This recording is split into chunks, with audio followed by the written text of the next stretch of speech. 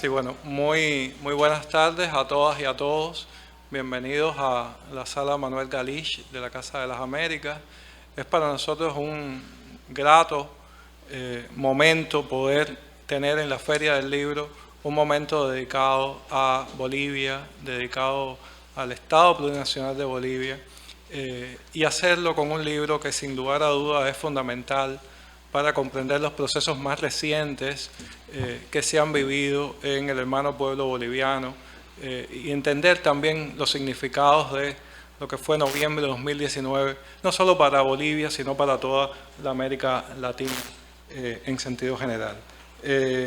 Tenemos la suerte inmensa de que nos acompañe en esta ocasión el señor compañero Pelayo Cóndori, viceministro de Descolonización y Despatriarcalización del Estado Plurinacional de Bolivia, que es una figura esencial para todos esos procesos y para la comprensión de la dimensión descolonizadora que Bolivia impulsa no solo para su propio pueblo, sino para toda la nación nuestra-americana, pensándolo en términos bolivarianos, en términos martianos, pero también en términos de nuestra Viayala, de nuestra patria común. Y a su lado tenemos a Luis Oporto Ordóñez, quien es el presidente de la Fundación Cultural del Banco Central de Bolivia, una institución de mucho prestigio, de mucha fuerza en la organización de proyectos culturales muy importantes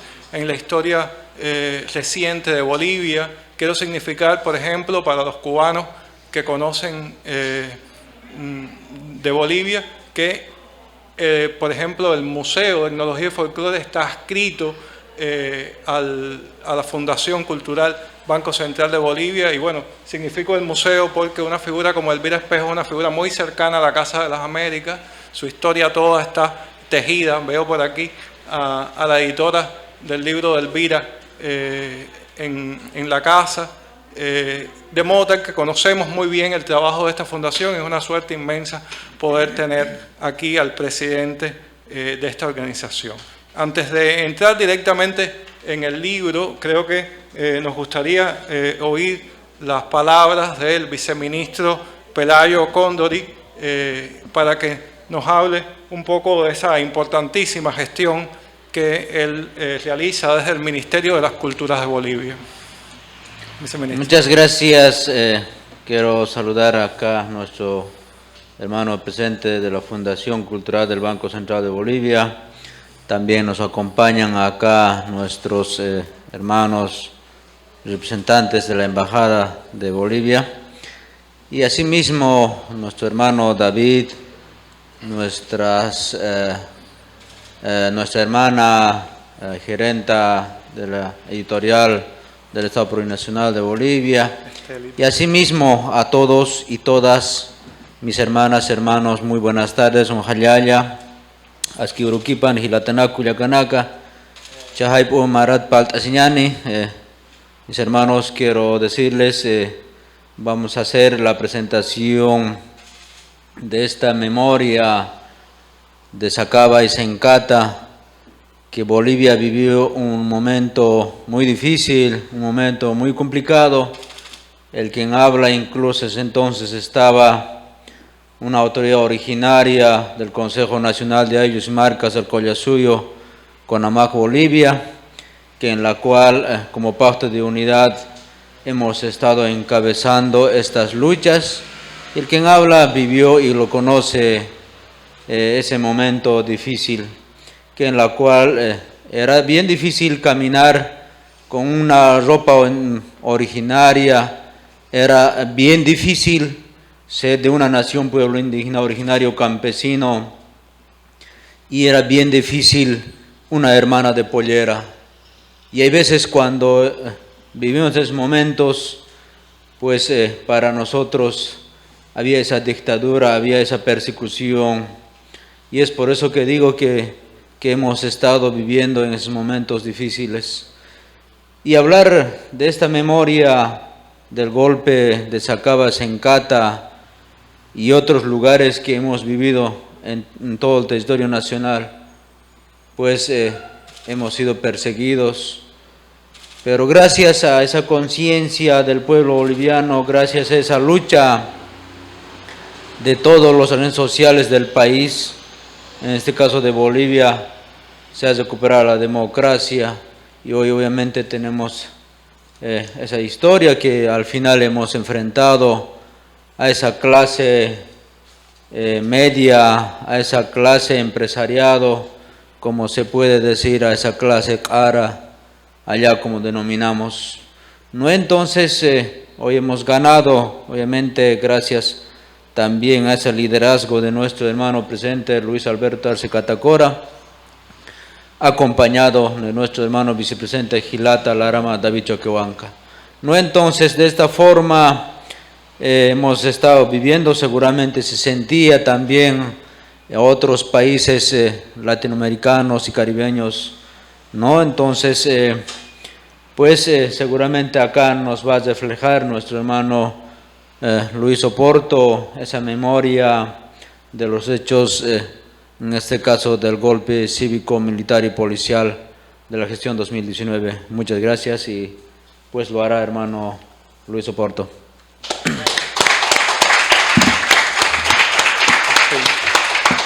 Sí, muchas gracias, viceministro.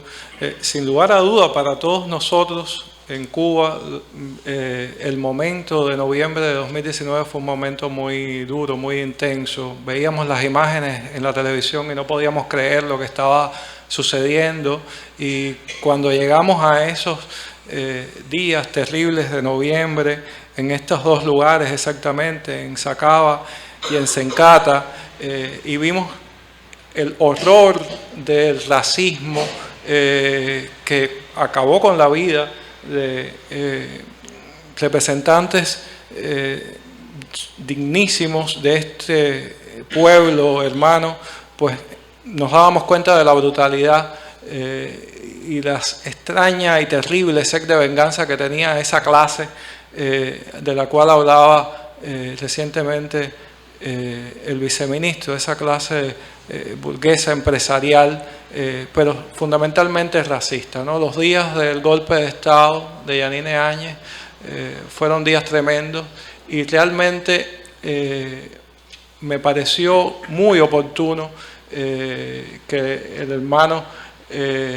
David Arequipa nos propusiera presentar este libro en la casa. ¿Y por qué? Lo quiero decir por dos razones. Una, porque la Casa de las Américas es un espacio abierto a la cultura latinoamericana en sentido general, a la literatura, a las artes visuales, al teatro, y este libro verán que tiene todo esto, también por supuesto al pensamiento, al ensayo. Y dos, porque justamente en noviembre de 2019 ya la casa se encontraba preparando la feria de 2020 que iba a estar dedicada a Bolivia. Como sabemos, como recordarán los compañeros de la embajada, y esa feria del libro se abortó, no fue posible realizarla por la brutalidad del golpe de Estado. Quiero decir que esa feria todavía está en deuda, que la Casa de las Américas tiene libros preparados para imprimir y para publicar, y que yo creo que el hecho de que podamos presentar este libro hoy acá en la Casa de las Américas se convierte en una especie de adelanto de esa feria del libro dedicada a Bolivia que seguramente vendrá próximamente. Seguro las autoridades ya han estado imaginando cuándo puede ser el mejor momento para esa feria, pero quería recordar ese momento. Y ver el libro hoy es también ver la oportunidad de una sociedad, de una cultura, de los creadores, de los artistas, pero también de una institución cultural como la Fundación Cultural Banco Central de Bolivia, de construir un espacio de memoria para tejer realmente cómo recordar, cómo lidiar con ese momento terrible, cómo sanar, pero cómo construir la memoria que nos va a conjurar el olvido. Se supone que tenemos que olvidar lo terrible muy rápido, y en realidad cuando olvidamos ya sabemos qué nos pasa, ¿no? Las cosas vuelven a suceder y vuelven a suceder de una manera tremendamente peor. Sin embargo, sin lugar a duda, el arte la creación artística, la reflexión, la memoria, son una manera perfecta, digamos, de establecer puntos de memoria, de establecer maneras de recuerdo, puntos de recuerdo, que son absolutamente imprescindibles para las sociedades. Por eso cuando llegaba este libro, pues decía, qué bien que una institución como la Fundación Cultural Banco Central de Bolivia puede organizar un concurso de tanto tiempo, pero dirigirlo a un tema fundamental, urgente de este momento, y crear un espacio de sanación y de memoria que es un libro y que es también lo que puede comenzar a pasar con ese libro. El hecho que estén presentándolo en La Habana habla también de eso que puede, que ya pasa con el libro, pero estoy seguro que esas obras de teatro se representarán, estoy seguro que esos cuentos se van a narrar, estoy seguro que esos testimonios tremendos que hay ahí, esos ensayos van a empezar a nutrir la historia de Bolivia, y ya lo hacen también en el caso de la historia latinoamericana. Dicho esto, pues entonces le doy la palabra al presidente de la Fundación Banco Central. Sus palabras abren este volumen para que nos hable del libro, pero quisiera también que nos hablara un poquito de la fundación y de todo el trabajo cultural de tanto tiempo en el hermano país. Muchísimas gracias, Jaime. Debo expresar, por supuesto, un saludo muy cordial a nuestro viceministro de Descolonización en el Ministerio de Culturas, de Descolonización y Despatriarcalización. Pelagio Condori dirige ese viceministerio, pero tenemos que considerar que eso no era usual en Bolivia.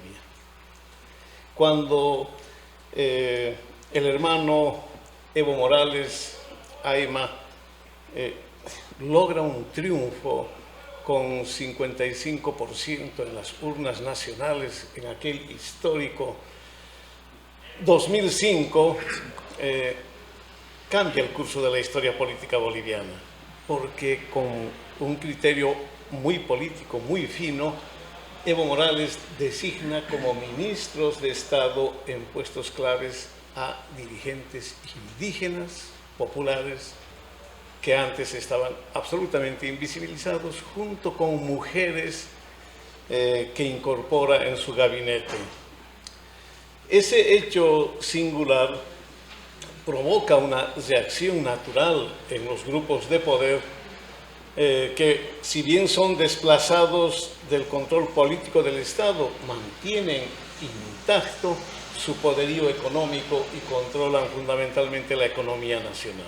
Y ahí es donde viene una de las batallas más grandes que se generó en una Bolivia neoliberal que está saliendo de 20 años de neoliberalismo. Se implantó el 6 de agosto de 1985 y concluyó precisamente el 22 de enero del 2006. Salíamos de 20 años de un gobierno neoliberal de economía de libre mercado que destruyó las bases económicas del Estado boliviano. Una de las primeras medidas de alta significación política que asume el presidente Evo Morales es la nacionalización de los hidrocarburos. La nacionalización de los hidrocarburos significa darle viabilidad a un proyecto largamente anhelado como es la construcción del Estado plurinacional. Y recuperar los hidrocarburos del control de las transnacionales significó, por supuesto, esa viabilidad económica que favoreció esencialmente a los 398 municipios del país, a las 9 gobernaciones, que son las entidades políticas en las que está dividido nuestro país, a las universidades, fundamentalmente para impulsar la investigación. Pero el desafío más grande viene con la convocatoria a la Asamblea Constituyente. Y es así que a ese decreto de nacionalización del 1 de mayo del 2006 viene la convocatoria y la instalación de la Asamblea Constituyente el 6 de agosto del 2006. Y ahí empieza un capítulo singular en la historia política boliviana, porque ese proceso constituyente culminará en diciembre del 2008.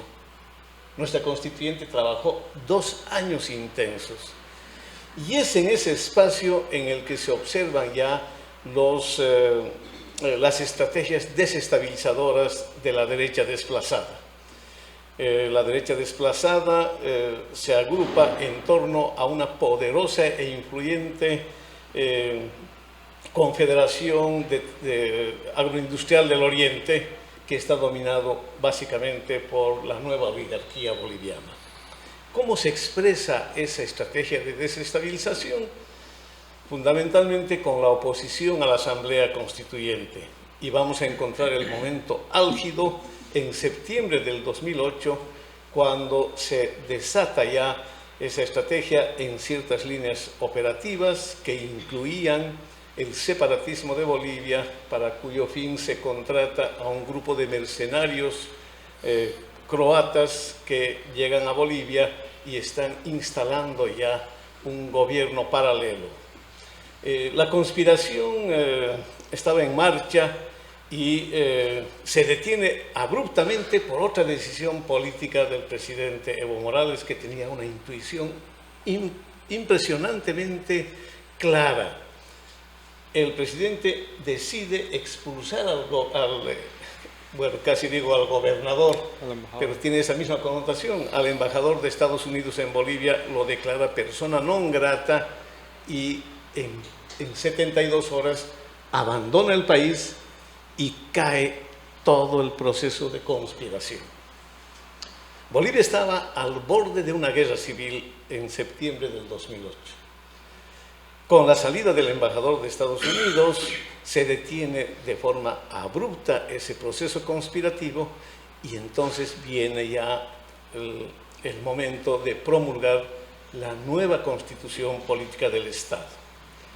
El 7 de febrero del 2009, el presidente Evo Morales, en un acto histórico, promulga la Constitución, y en esa Constitución se reconoce fundamentalmente la vigencia del modelo económico, social, productivo, comunitario de Bolivia, que rige en la actualidad y que está enfocada a recuperar la capacidad productiva del Estado con la reconstrucción de las empresas estratégicas del Estado.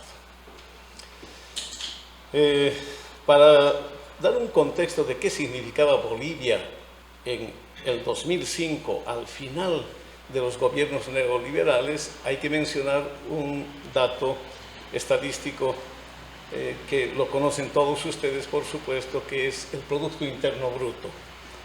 El neoliberalismo deja a Bolivia con un Producto Interno Bruto de 9.000 millones de dólares. Eso es lo que producía Bolivia en toda su economía anualmente. Y cuando Evo Morales ingresa al gobierno e implementa la nueva política económica con sus empresas estratégicas que garantizan la redistribución de las ganancias en los niveles de Estado, la historia cambia totalmente y a los 14 años de gobierno, cuando vemos este dato, encontramos a una Bolivia que produce 40.000 millones de dólares en su Producto Interno Bruto. Esa es la diferencia esencial entre el neoliberalismo y el modelo económico, social, productivo, comunitario del país. 40.000 millones. El 2022, Bolivia logra un ingreso de 43.000 millones de dólares. Hemos recuperado esa capacidad productiva, estamos reconstruyendo la economía nacional luego de ese golpe de Estado del que hablaremos rápidamente, que no debía haberse producido bajo ninguna circunstancia. 2019 el aciago mes de noviembre era algo absolutamente inesperado en el panorama político boliviano. Estamos reconstruyendo la economía boliviana después de la toma efímera del poder por ese mismo grupo de conspiradores que responden precisamente a la oligarquía agroindustrial del oriente boliviano. En un año, en un solo año, el 2020, se liberalizó la economía nacional, favoreciendo al sector agroindustrial que dejó de aportar al Estado plurinacional, con un efecto perverso en la economía que ahora estamos recuperando. Quiero mencionar que presentar este libro, Sacaba y Sencata, Noviembre en la Memoria, en la Casa de las Américas, tiene un significado muy grande para nosotros. Quiero decirles que este libro recién se presentará en La Paz, la próxima semana. Y recién lo presentaremos en Sacaba, en Cochabamba, la subsiguiente semana. Lo estamos haciendo acá, en el marco de la Feria Internacional del Libro de La Habana, porque consideramos que es el ámbito esencial donde debe presentarse a nivel latinoamericano esta obra que reflexiona sobre Sacaba y Sencata, Noviembre en la Memoria.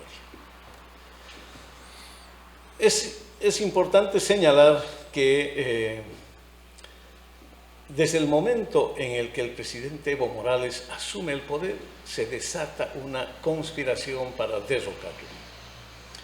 Esa conspiración, como les mencioné, tiene su punto álgido en septiembre del 2008, pero rápidamente es aplastado y entramos luego ya en un periodo de crecimiento en todos los aspectos de la economía nacional. En el gobierno de Evo Morales, en los 14 años de gobierno, Bolivia empieza a transformarse cualitativamente. Es en esta época donde más carreteras asfaltadas se construyen en el país. En Bolivia se construyen 4.800 kilómetros de carreteras asfaltadas nuevas, y si comparamos con lo que nos dejó el neoliberalismo en 2005, que está cifrado y documentado en 1.560 kilómetros de carreteras, que es lo que construyó, vamos a ver que se está integrando al país a la economía nacional. Un desafío histórico que se resuelve paulatinamente durante el gobierno de Evo Morales. Pero esa asamblea constituyente del 2006 al 2008 además avanza en aspectos fundamentales, como es la educación.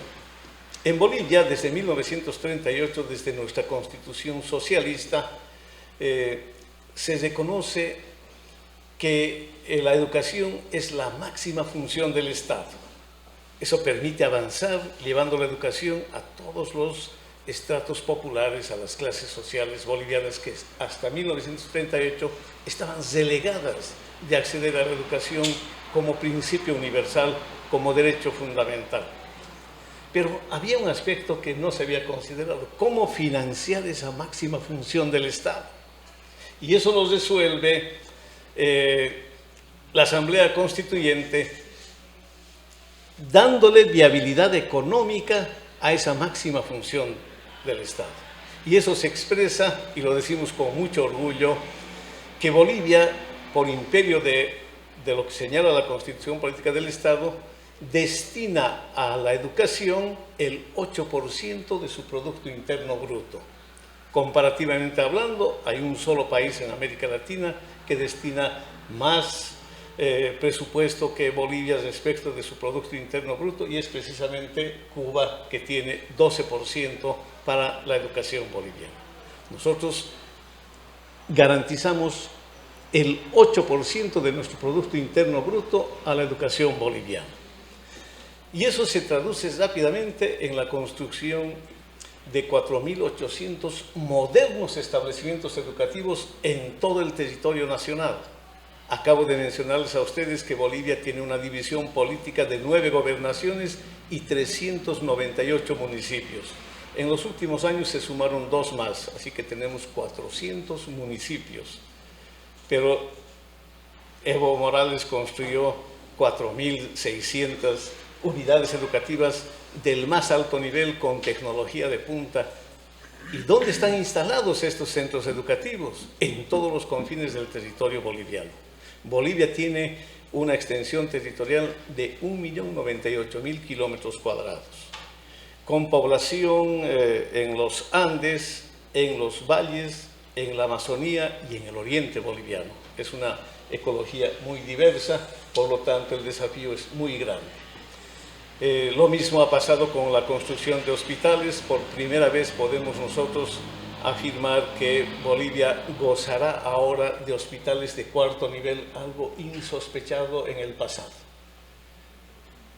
El golpe de Estado de noviembre detuvo todos estos avances bolivianos, y algo muy sensible fue que se paralizaron las obras del Hospital de Medicina Nuclear. En Bolivia se está desarrollando el Instituto de Investigación Nuclear, que incorpora en su seno el Centro de Medicina Nuclear para el tratamiento de cáncer, puesto que tiene un componente de un ciclopet para farmacia anticancerígena, que en los pocos meses de funcionamiento, puesto que se recuperó este trabajo y está concluyéndose, en los pocos meses de funcionamiento ha atendido a más de 12.000 bolivianos y bolivianas aquejados por el flagelo del cáncer. Se está instalando otro hospital similar en la ciudad de Santa Cruz y otro en la ciudad de La Paz. Hemos vuelto a impulsar la construcción de hospitales de 4º nivel. Habrá uno de gastroenterología en La Paz que se dedique exclusivamente a ese tipo de afecciones. Habrá el de cardiología en Cochabamba. En Santa Cruz habrá otro también para atender otras dolencias crónicas. Hemos retomado esa senda de garantizar salud, educación, bienestar para el pueblo boliviano. ¿Cómo se logra eso? Por supuesto, con la redistribución de las ganancias que generan nuestras empresas estratégicas. Estamos a punto de concluir ya las plantas de industrialización del litio. Tenemos una de las reservas más grandes del planeta en el Salar de Uyuni. Tenemos la reserva más grande de acero en el Mutún. Muy pronto estaremos produciendo, ya el año 2024 entrará en funcionamiento la producción de fierro laminado destinado a la construcción. Bolivia está retomando esa línea de independencia económica que, sin embargo, ha tenido un momento crítico en noviembre del 2019. Noviembre del 2019 tiene un actor inesperado que viene con la misión de observadores electorales de la Organización de Estados Americanos. Evo Morales les abre las puertas, les brinda todas las facilidades para que observen el proceso electoral, que en Bolivia, como en otros países de América Latina, es límpido y transparente. Es decir, es imposible cometer fraude electoral porque el proceso electoral está en manos de las organizaciones sociales. Es imposible que desde el Estado se pueda digitar un fraude electoral, porque en las mesas electorales se encuentran por ley obligatoriamente delegados de todos los partidos políticos. Ellos reciben una copia original de un acta original que expresa el escrutinio que se ha desarrollado en cada uno de los centros de votación. Es un sistema que no puede generar un fraude. Además, el control de los electores está solventado, está sustentado en un registro biométrico que se actualiza permanentemente, y antes del proceso electoral se inscribe a los nuevos electores, a los nuevos ciudadanos que han alcanzado la edad de votación, y ese padrón biométrico es el que rige en todo el proceso electoral. Pero el actor inesperado es esa comisión de observadores que envía la Organización de Estados Americanos con una instrucción muy clara desde su secretario general, Luis Almagro, para generar una incertidumbre alrededor de un mecanismo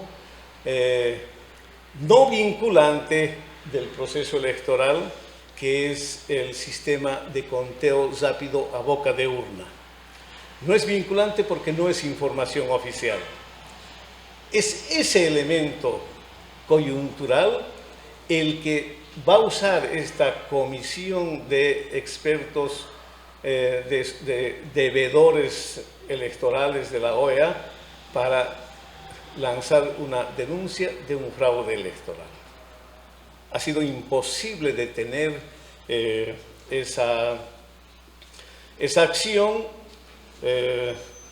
Se trató de impactar ya con el recuento oficial, que sí es vinculante, pero fracasaron todos los esfuerzos para lograr devolver certidumbre al electorado. Así es como se empezó a tejer esta consigna de denunciar un fraude inexistente. Posteriormente, los estudios de importantes instituciones de investigación norteamericanas y europeas demostró que no existía forma alguna de hacer fraude, y en el informe de auditoría que presentó la OEA no existe ningún sustento para demostrar un fraude. Pero ¿cuál era el objetivo de esa denuncia falaz sobre un fraude? Montar el golpe de Estado.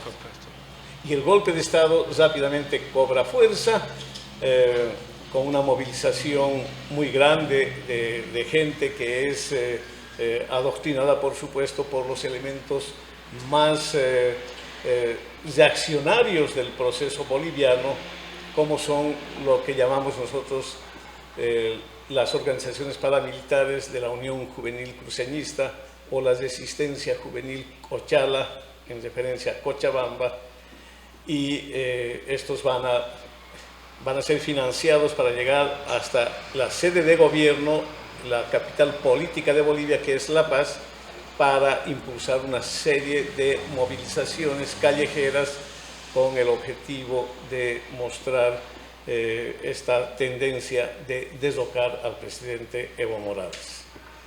En el interín se van a tomar los recintos de los tribunales departamentales electorales, estas fuerzas de choque que son esencialmente radicales con consignas fascistas, van a tomar los tribunales departamentales de Potosí, de Santa Cruz, de Tarija, del Beni, y las van a incendiar.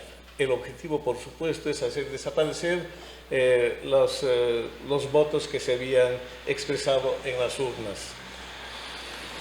Pero el golpe no puede consumarse sin dos actores sociales fundamentales, que son la Policía Nacional y el Ejército Nacional. El gobierno del presidente Evo Morales prestó mucha atención a las Fuerzas Armadas para garantizar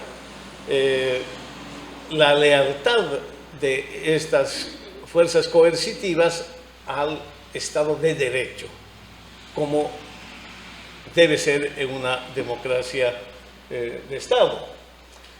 Pero para garantizar esa sujeción constitucional de las Fuerzas Armadas al capitán general, es decir, al presidente del Estado plurinacional, se hace un esfuerzo muy grande para tratar de garantizar el ingreso de nuevas generaciones de jóvenes de origen indígena, aymara, obrero, a las Fuerzas Armadas como carrera militar.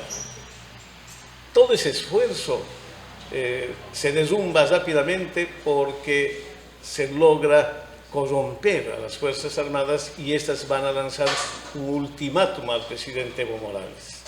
Hay un ultimátum para que renuncie, señalando claramente que las Fuerzas Armadas no apoyan más al gobierno del presidente Evo Morales. Pero el hecho más significativo en este aspecto es el que protagoniza la Policía Nacional. La Policía Nacional se va a amotinar, va a ser cooptada, va a haber fuertes sumas de dinero a los jefes policiales y estos van a declararse en un motín policial, con lo que la denuncia del presidente Evo Morales ya es imposible de detener, como ustedes conocen. Él busca refugio en el Chapare y luego, gracias a una operación comando enviada por el presidente Manuel López Obrador, logran salvarlo y llevarlo en una odisea hasta la Argentina y posteriormente a México, o al revés, primero a México, luego a la Argentina. Si no existía esa operación militar, iba a haber un magnicidio, eso estaba acordado y plasmado ya, es decir, cantado, como decimos nosotros. Cuando se autoproclama aquella persona que habían elegido los políticos de derecha como presidenta, a una senadora que era segunda vicepresidenta del Senado, por lo tanto está fuera de la sucesión constitucional en caso de denuncia del presidente y el vicepresidente. La designación de estos políticos a esta senadora no logra la legitimidad que exige la propia Constitución, porque cuando se presenta esa moción primero al Senado, no existe el quórum reglamentario, por lo que esta senadora opta por la autoproclamación. Se autoproclama presidenta del Senado. Con esa investidura convoca a la Asamblea Legislativa Plurinacional conformada por senadores y diputados y tampoco existe quórum, por lo que se autoproclama presidenta del Estado Plurinacional. Así se instala un gobierno de facto y fíjense ustedes, no jura ante el Congreso, sino que va a jurar, le van a imponer la medalla presidencial, los símbolos de presidencia, un jefe militar en Palacio, en el antiguo Palacio Quemado. Y así empieza su gobierno de facto, pero es un gobierno débil que no logra el objetivo de controlar el país, y es ahí donde se suscita estas dos masacres. Se acaba el 15 de noviembre y se encata el 19 de noviembre. Se acaba población quechua y se encata población aymara. Se afina todavía un detalle más desde el gabinete de la presidenta de facto, Yanine Áñez, que es darle cierta inmunidad penal a las fuerzas militares que van a intervenir en las dos masacres. Y esto se realiza a través del decreto 4087, que declara precisamente inmunidad penal a los miembros de las Fuerzas Armadas que van a intervenir en la pacificación del país. Y es por eso que se producen estas dos masacres, en el primer caso con 10 compañeros y compañeras quechuas, y en el segundo caso de 11 compañeros aymaras. La Fundación Cultural del Banco Central de Bolivia, que recupera también la institucionalidad el 31 de diciembre del 2020, empieza sus labores y el Consejo de Administración de la Fundación Cultural del Banco Central de Bolivia decide convocar a su concurso más importante, Letras e Imágenes de Nuevo Tiempo, para que desde el ensayo, el cuento, la poesía, la dramaturgia, la fotografía testimonial y la fotografía artística se reflexione sobre estas dos masacres, Sacaba y Sencata.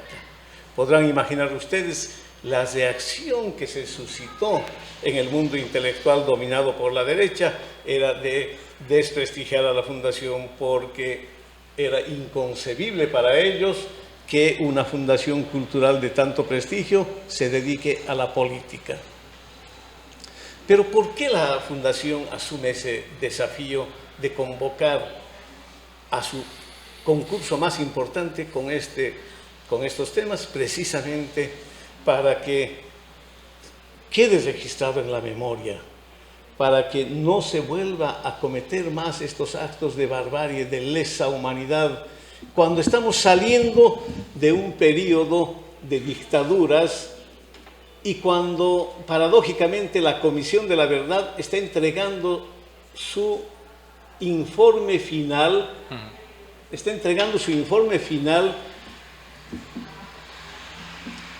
que analiza las muertes de la dictadura desde 1964 a 1982. Entregan el informe cuando se han suscitado dos nuevas masacres.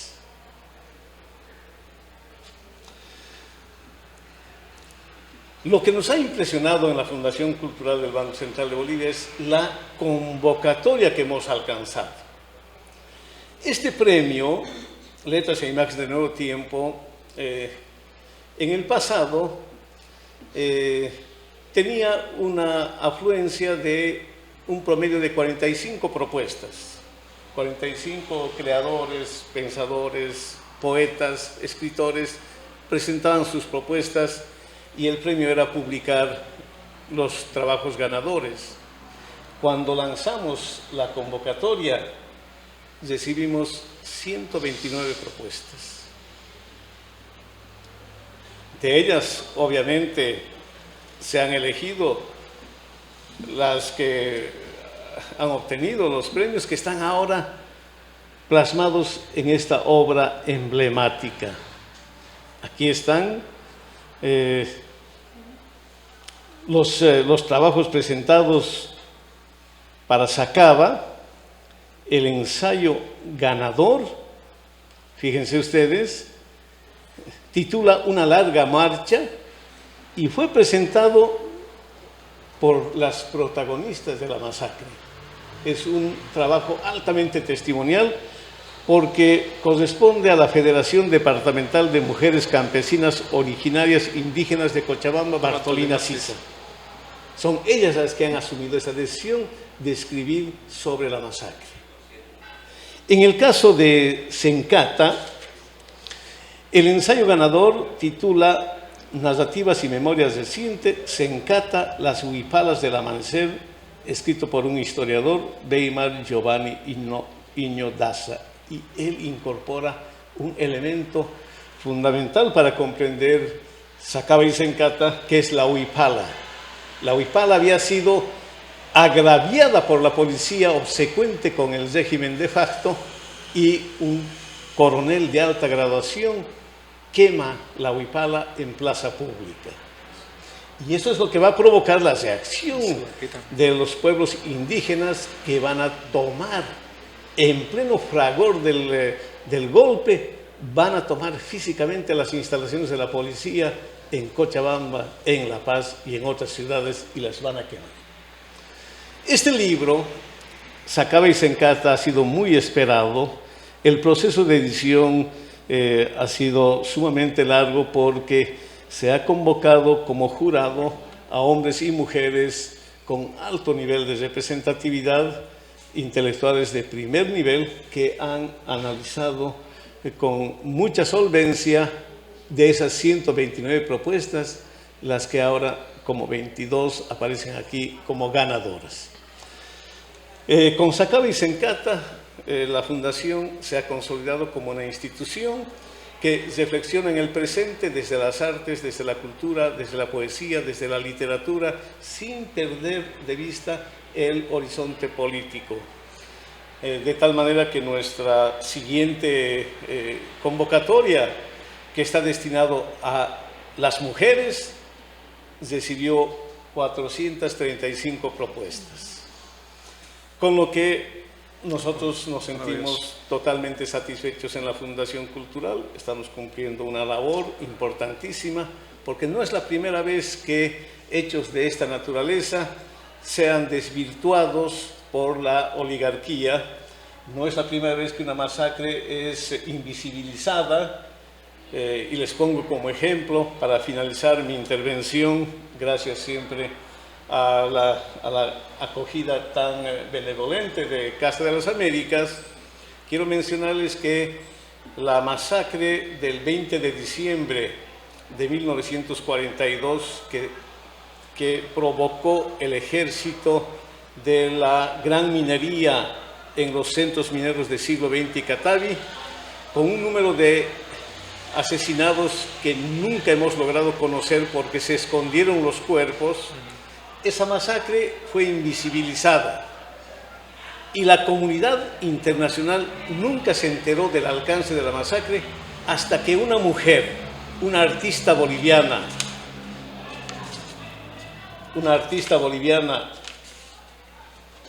en 1941, esta joven escultora boliviana, Marina Núñez del Prado, tomó la Plaza Fuerte de Estados Unidos con la beca latinoamericana de la Asociación Americana de Mujeres Universitarias.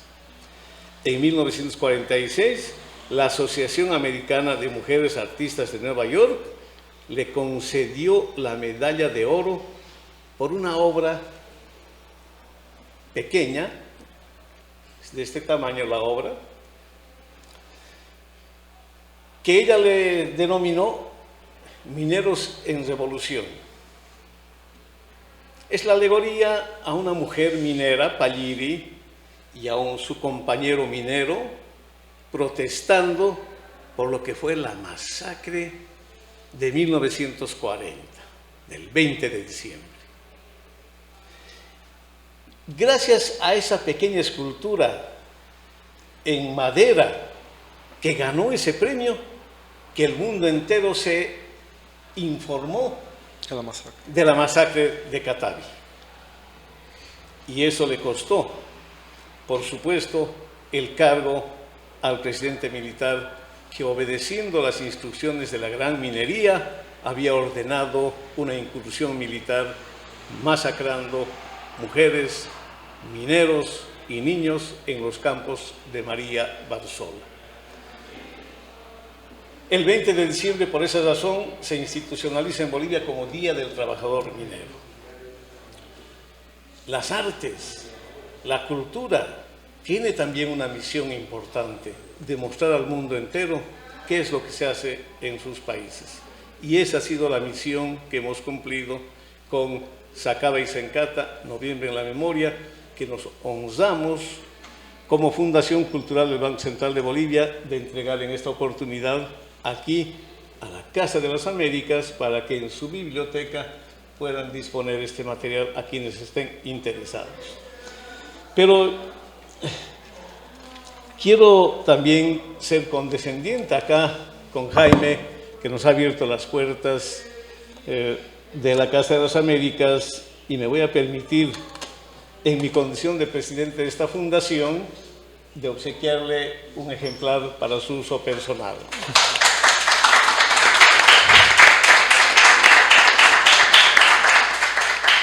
Bueno, muchísimas gracias al señor Luis Oporto Ordóñez, presidente de esta importantísima fundación.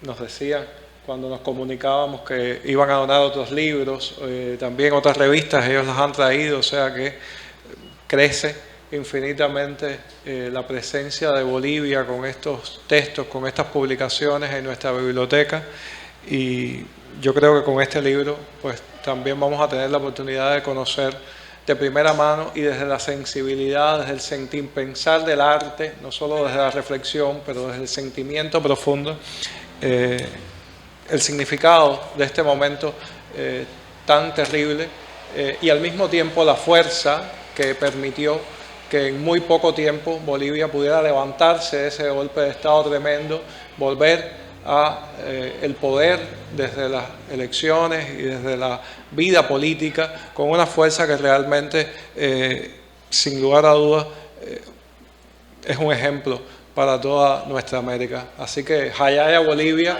muchas gracias y muchas gracias al señor Pelayo, viceministro, por habernos acompañado en esta tarde.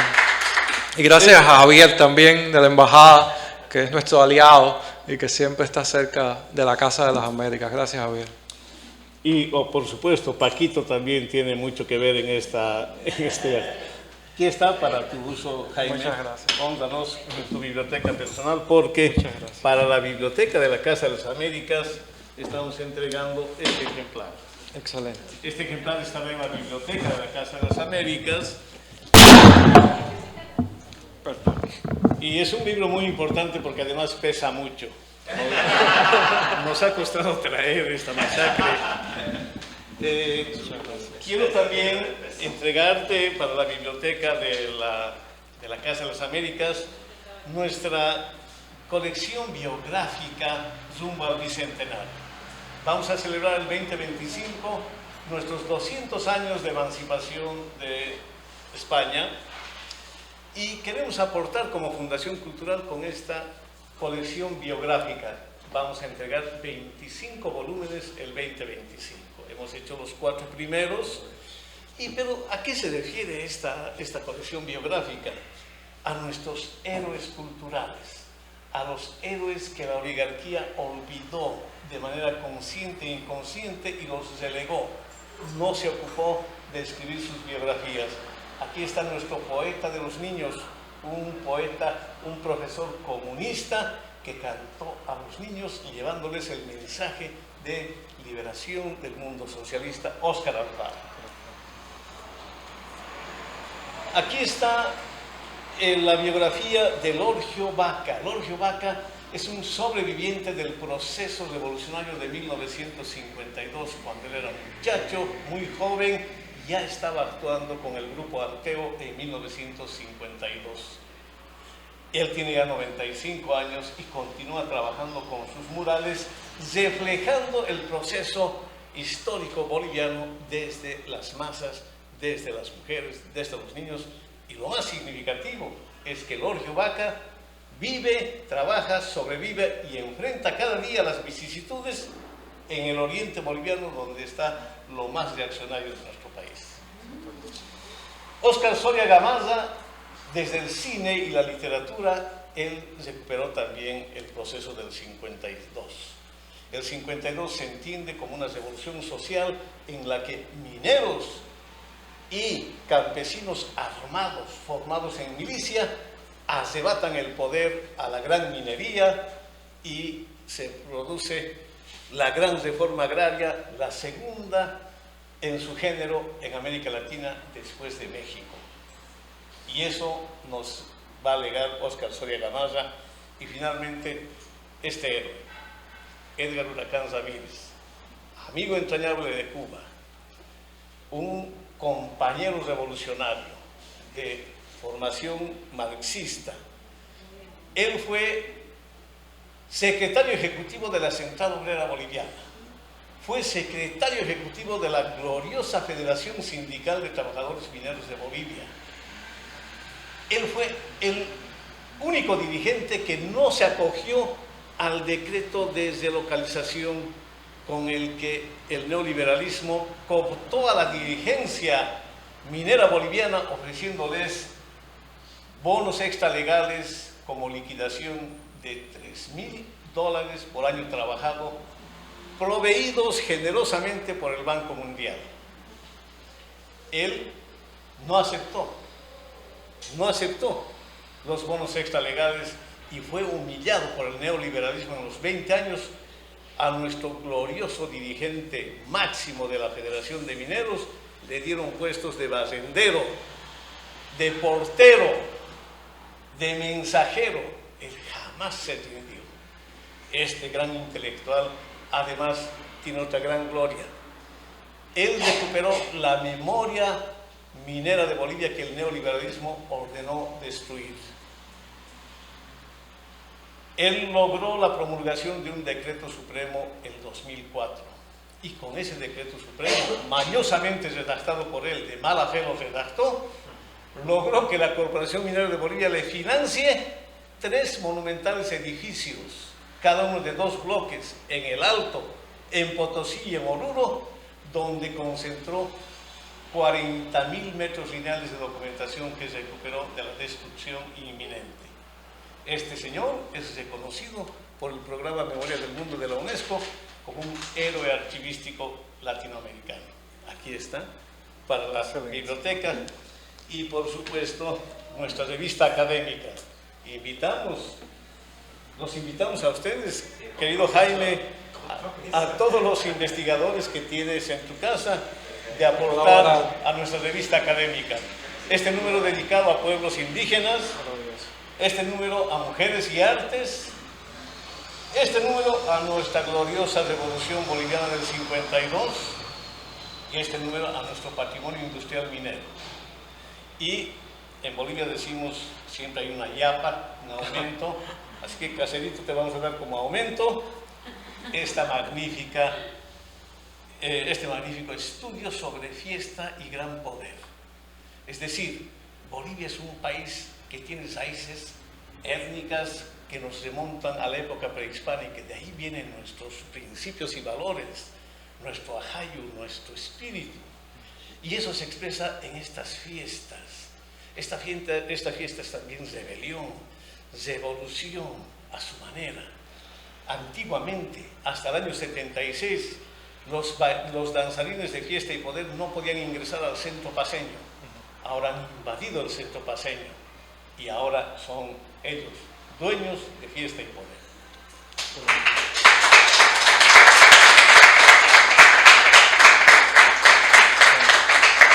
Agradecer muchísimo toda la generosidad, todos estos libros, el gran trabajo de la Fundación apoyando la gestión cultural, apoyando la memoria y apoyando también la expresión cultural de los pueblos originarios, de los pueblos indígenas, campesinos, apoyando las sedes del museo, por ejemplo, que es un museo tan importante. Nosotros siempre lo usamos como referente de cómo un museo nacional puede expresar de una manera verdaderamente arraigada y respetuosa su cultura en toda la diversidad. Y bueno, todo eso lo apoya esta fundación tan importante. Y bueno, muchísimas gracias, Luis, por todos estos libros, por todas estas publicaciones que, ya lo digo, ingresan a nuestros fondos. Quizás debemos pensar qué hacer en el 25, cómo exponer quizás el patrimonio bibliográfico de Bolivia. No sé si habrá otras ideas, ya que esté cocinando la embajada para esa fecha, pero lo cierto es que la casa tiene un acervo boliviano de bibliografía, de publicaciones, que yo creo que bien podría darse a conocer en esa fecha en honor al Bicentenario.